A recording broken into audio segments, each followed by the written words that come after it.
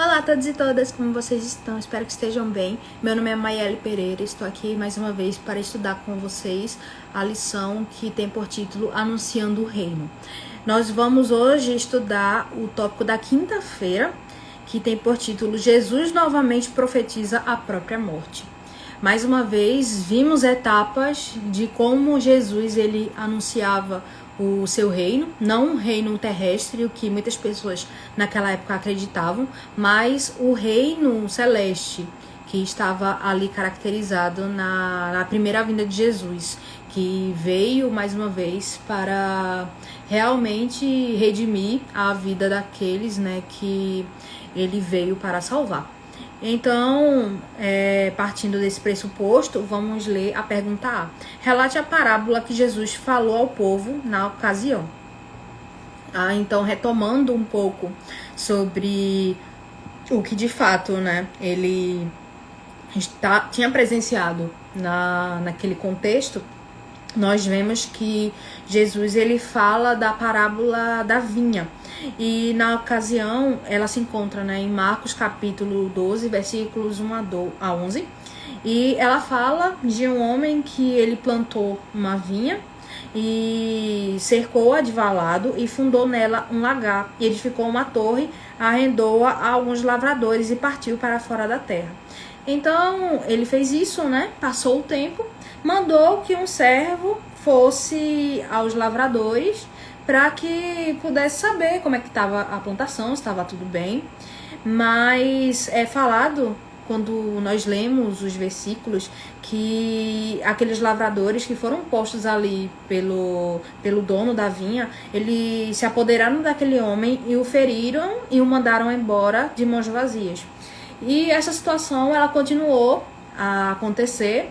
O Senhor, ele mandou outro servo.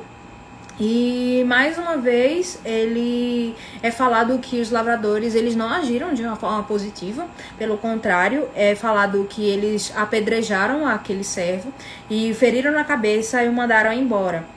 Mandaram um terceiro e a esse mataram. Então nós vemos que é uma sucessão, uma cadeia ascendente. Isso até acontece na vida real, às vezes pessoas cometem crimes pequenos e isso acaba motivando elas a praticar crimes maiores. E foi exatamente isso que aconteceu nesse caso. O primeiro servo, ele apanhou um pouquinho, foi embora. O segundo, ele levou uma pedrada na cabeça, mas ele ficou vivo. O terceiro, ele foi de fato morto. E mandaram outras pessoas também, essas pessoas acabaram sendo mortas por esses lavradores. E o senhor da vinha, ele viu essa situação e pensou: então eu vejo que os meus servos foram mortos e tudo, porém eu tenho meu filho, eu vou mandar o meu filho, porque é mais provável que eles vão respeitar o meu filho, certo? Infelizmente não foi isso que aconteceu. E é dito, quando nós lemos os versículos, que era um filho que o Senhor amava, né? O Senhor amava aquele filho e é bem expresso esse sentimento de afetividade. E pensou, por ele ser alguém que eu tenho tanto afeto, eles vão tratar bem. Entretanto, mostra que esses lavradores eles tiveram uma conversa e que disseram: este é o herdeiro, vamos, matemo-lo e a herança será nossa. Então a ideia do Senhor foi totalmente diferente do que o Senhor tinha pensado.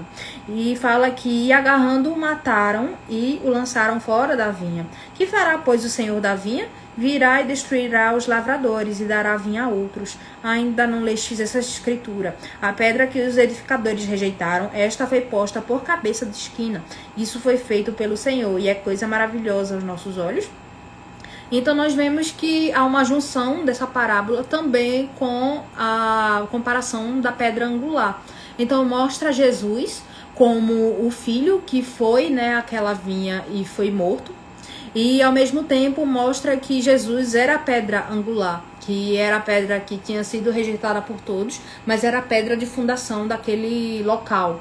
E da mesma forma foi usado de fato como exemplo naquela ocasião. E na pergunta B, pergunta o seguinte: como os líderes de Israel reagiram a essa parábola e por quê? Nós vemos em outras ocasiões que Jesus ele sempre se comunicou através de parábolas, e era uma forma até de ocultar um pouco do que ele realmente queria dizer. E dessa vez também ele falou por parábolas, até porque era uma forma de não expressar de forma aberta a situação que estava ocorrendo e a forma que ele sondava o coração de todos que estavam ao seu redor. Entretanto, nessa ocasião, foi muito interessante que, contrário aos discípulos, que às vezes Jesus ele se comunicou com eles através de parábolas e eles não entendiam, aqueles homens eles entenderam essa parábola. E é dito que eles continuaram com aquele propósito de prender a Jesus, porém eles não prenderam não porque eles estavam arrependidos, mas porque eles temiam a multidão, porque entendiam que contra eles dizia essa parábola, e deixando ir foram-se. Então eles estavam ali mais uma vez perto de Jesus para matá-lo e para prendê-lo, mas não o fizeram porque havia uma multidão de pessoas próxima a ele e eles não tinham escolha a não ser irem embora. E uma parte da nota, até para finalizar esse tópico, ela diz que no filho amado que o Senhor da vinha finalmente enviou aos servos desobedientes e que eles agarraram e mataram, os sacerdotes e governantes viram uma imagem clara de Jesus e do seu iminente destino. Já estavam planejando matar aquele que o Pai lhes havia enviado como último apelo. Na vingança infligida aos ingratos lavradores foi retratada a desgraça daqueles que deveriam condenar Cristo à morte. Então, às vezes, até as pessoas perguntam ou falam que Deus é injusto porque ele traz a morte para os indivíduos e, enfim, nós vemos muito esse discurso, mas há muitos casos, como no caso dessas pessoas que colaboraram para a morte de Jesus, elas tiveram toda a oportunidade de se arrependerem, de se converterem. É falado pelo menos umas 3 vezes que eles estiveram ali perto de Jesus, fora todas as outras ocasiões que estão espalhadas pelo Novo Testamento. Entretanto, o que nós vemos é que eles não se arrependeram e que apenas encontraram motivos para matar Jesus. Isso mostra que, de fato, a natureza de Deus é bom, Deus é amor. Mas o problema é muito do ser humano. Será que eu sou amor? Será que eu tenho amor dentro de mim? Será que cada um de nós nutre amor pelo seu semelhante, amor verdadeiro a Deus?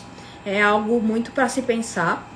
E principalmente é importante a gente ter em mente que devemos anunciar o reino de Deus, que Jesus ele veio uma primeira vez, mas ele virá outra vez, e devemos também primeiramente estudar sobre isso, devemos ter essa convicção dentro de nós, estudar por nós mesmos, mas acima de tudo devemos orar a Deus e pedir a Ele para que possamos ser anunciadores desse evangelho. E o meu desejo hoje é que cada um de vocês que estão tendo contato com esse vídeo possa ter um propósito no seu coração de querer almejar a segunda vinda de Jesus, que está tão perto, e desejar anunciar para todo mundo que Jesus está vindo e que o tempo está próximo. Então, meu desejo, minha oração é que vocês possam ter esse pensamento e possam estar firmes até a volta de Jesus. Amém.